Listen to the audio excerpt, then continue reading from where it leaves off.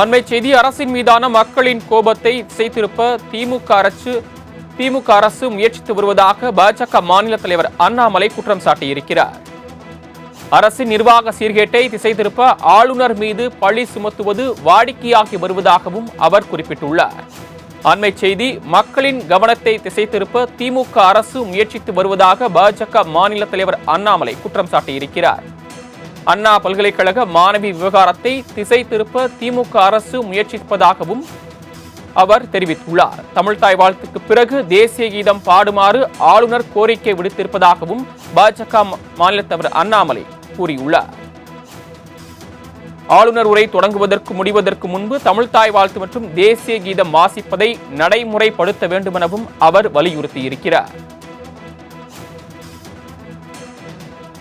அரசின் மீதான மக்களின் கோபத்தை திமுக அரசு திசை திருப்ப முயற்சித்து வருவதாகவும் பாஜக மாநில தலைவர் அண்ணாமலை குற்றம் சாட்டியிருக்கிறார். அரசின் நிர்வாக சீர்கேட்டை திசை திருப்ப ஆளுநர் மீது பழி சுமத்துவது வாடிக்கையாகி வருவதாகவும் அவர் தெரிவித்துள்ளார்.